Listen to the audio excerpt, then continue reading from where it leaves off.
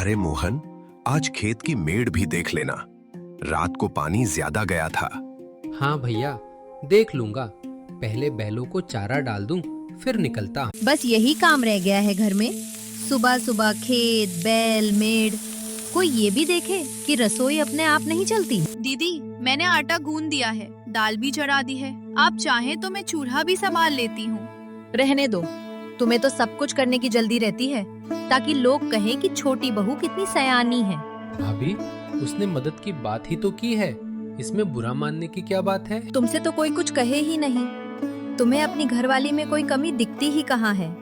मैं तो बस घर का काम जल्दी निपटाना चाहती हूँ, ताकि सबको समय पर खाना मिल जाए। अच्छा, मैं चलता हूँ। तुम दोनों आपस में शांति से रहना। रोज की तकरार ठीक नहीं। मैं ही क्यों बोलूं? सबको तो वही अच्छी लगती है। अरे बहू, सुबह सुबह आंगन भी चमका दिया और चूल्हा भी जल दिया।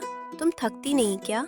काम करते रहने से घर ठीक रहता है काकी, और मन भी लगा रहता है।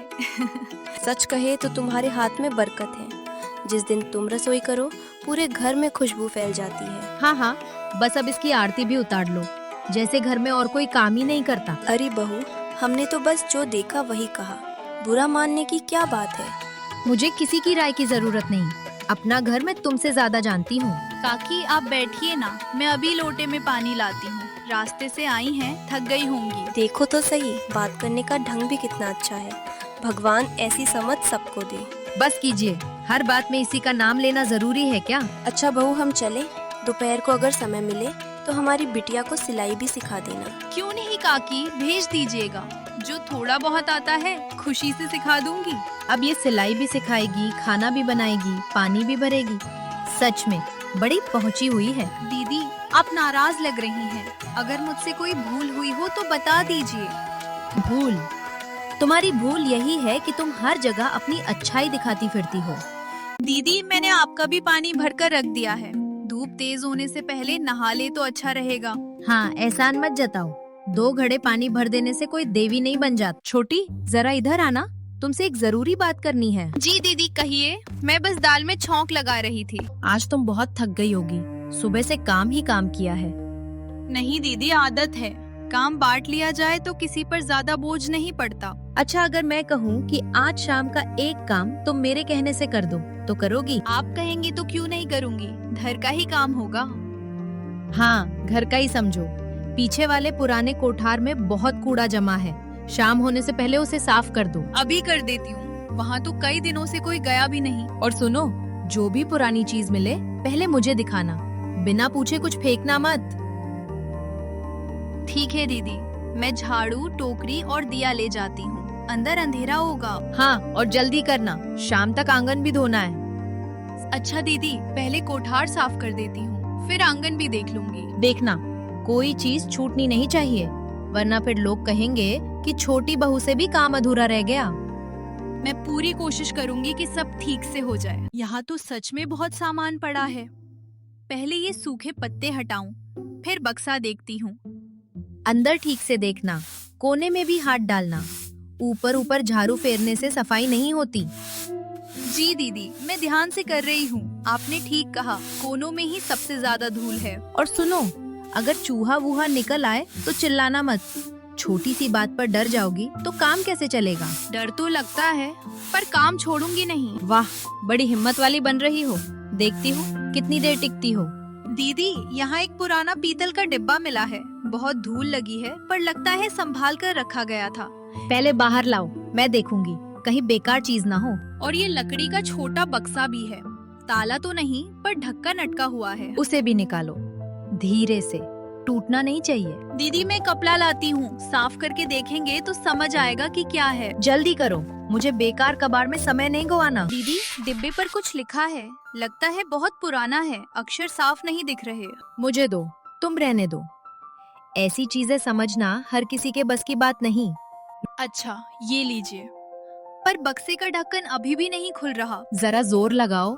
सुबह से इतनी वाहवाही सुन ली, अब हाथ का दम भी दिखा दो। मैं कोशिश करती हूँ। अरे, खुल गया। अंदर कोई कपड़े में लिपटी चीज है। इसमें तो पुरानी चाबियां हैं और एक मुड़ा हुआ कागज भी। कागज मुझे दो। चाबियां भी यही रखो, कुछ भी इधर उधर मत करना। शायद ये घर के किसी पुराने संदूक की होंगी। बाबूजी होते तो पहचान लेते। छोटी, तुम ये बात अभी किसी से मत कहना, समझी? पहले मैं देखूंगी कि इसमें लिखा क्या है। क्यों दीदी? अगर ये घर की पुरानी चीज है तो भैया और मोहन को भी बता देना चाहिए। मैंने कहा ना, पहले मुझे समझने दो। हर बात मर्दों तक पहुंचाना जरूरी नहीं होता। जैसा आप ठीक समझे, पर बात छिपाने से बाद में उलझन भी हो सकती है। तुम मुझे सिखाओगी अब? जाओ, आंगन में पानी छिड़क दो। ये कागज मैं रखती हूँ। ठीक है दीदी, पर अगर इसमें सचमुच कुछ जरूरी हुआ तो बताना मत भूलिएगा। दक्षिणी दीवार, गड़ा हुआ, सावधानी। हाँ, अब समझी। अगर सच में कुछ दबा है तो पहले मैं ही निकालूंगी, और अगर छोटी को भनक लग गई तो फिर आधा हिस्सा मांग बैठेगी। नहीं, ये बात अभी किसी को नहीं पता चलनी चाहिए। दीदी, दक्षिण वाली दीवार के पास मिट्टी को उखड़ी हुई लग रही है, क्या वहाँ भी सफाई कर दूं? नहीं, वहाँ हाथ मत लगाना, मैं खुद देखूंगी। दीदी, आप परेशान लग रही हैं। अगर कोई बात है तो मुझसे छिपाइए मत। परेशान कैसी? बस दिन भर की थकान है।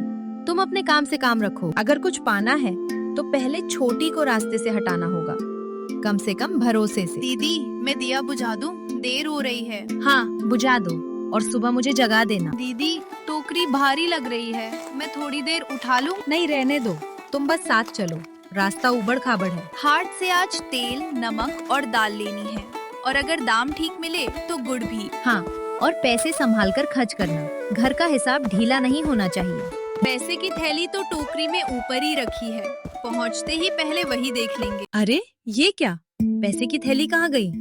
छोटी, तुमने निकाली थी क्या? नहीं दीदी, मैंने तो हाथ भी नहीं लगाया, थैली तो रास्ते में टोकरी में ही थी। झूठ मत बोलो, घर से निकलते वक्त तुमने ही कहा था कि थैली ऊपर रखी है, अब गायब कैसे हो गई? मैंने रखा था पर निकाला नहीं, आप भी तो टोकरी पकड़े थी। तो क्या मैं अपने ही पैसे गायब कर दूंगी? साफ साफ बताओ, थैली तुमने ली है ना? नहीं, मैंने नहीं ली। आप मुझ पर बेकार इल्जाम मत लगाइए। क्या बात है बहनों, अभी तो आई हो और इतना शोर क्यों? शोर कैसे ना करूं? घर के खरीदारी के पैसे थे, और ये कह रही है कि इसे कुछ नहीं पता। छोटी बहू, तुम कुछ कहो। थैली आखिरी बार किसने देखी थी? मैंने घर से निकलते समय रखी थी, रास्ते में दीदी ही टोकरी पकड़े रही, मैं तो बस साथ चल रही थी। देखो कैसी बात घुमा रही है, चोरी भी करो और शक भी मुझ पर डालो। बिना देखे किसी पर चोरी का ठप्पा लगाना ठीक नहीं, बात समझकर करो। समझने को क्या बचा है काका? पैसे थे, अब नहीं है, और टोकरी के पास यही थी। काका, मैं गरीब हो सकती हूँ पर चोर नहीं हूँ। अगर मैंने लिया हो तो मेरी गठरी अभी खोलकर देख लीजिए। बात ठीक है, पहले इसकी गठरी देख लो, फिर फैसला करो। हाँ, देख लो, तभी सच निकलेगा। इसमें तो कुछ नहीं है। अब मेरी बात भी सुन लीजिए। रास्ते में एक बार मैं फिसली थी, उसी समय दीदी ने टोकरी और कसकर पकड़ ली थी। तो उसका मतलब क्या है? मतलब इतना कि थैली अगर रास्ते में गिरी या निकली तो हमें उसी रास्ते पर लौट कर देखना चाहिए। सही कह रही है, हाट यही है, रास्ता भागा नहीं जा रहा। चलो अभी खोज लेते हैं। इतनी भीड़ में वापस जाने की क्या जरूरत है? शायद घर पर ही रह गई हूँ। घर से निकलते वक्त आपने भी देखा था। अगर मैं झूठी हूँ तो रास्ता सच बता देगा। काका, मैं यहीं फिसली थी और दीदी ने यहीं मुझे संभल कर चलने को कहा था। तो पहले यही झाड़ी देखो। अरे ठहरो, यहाँ कुछ कपड़े जैसा अटका है। निकालिए जरा ध्यान से। ये रही पैसे की थैली। अब बताओ, छोटी ने चोरी की या किसी ने उसे बदनाम करने की कोशिश की? मैंने कहा था, मैंने कुछ नहीं लिया। शायद थैली खुद ही गिर गई होगी। खुद गिरती तो टोकरी से रास्ते पर मिलती, झाड़ी के भीतर नहीं। बहू, सच बोल दो, गलती मान लेने से बोझ हल्का होता है। मैंने गुस्से में किया। गुस्सा था या लालच? दोनों थे। मुझे लगा अगर छोटी पर शक हो जाएगा तो घर में इसकी बात कोई नहीं मानेगा। लेकिन मैंने आपका क्या बिगाड़ा था दीदी? कुछ नहीं बिगाड़ा था, यही तो बात है।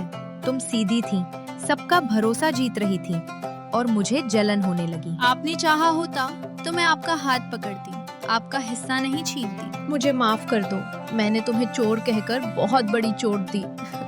माफी मांगना पहला कदम है, दूसरा कदम है आगे से सच और न्याय से चलना। और गांव में किसी को बिना बात बदनाम करना बंद होना चाहिए। मैं सबके सामने मानती हूँ कि छोटी निर्दोष है, गलती मेरी थी। मैं आपका अपमान नहीं चाहती, बस इतना चाहती हूँ कि आगे से मेरे साथ छल मत कीजिए। दीदी, वो कागज अभी भी आपके पास है ना? हाँ है।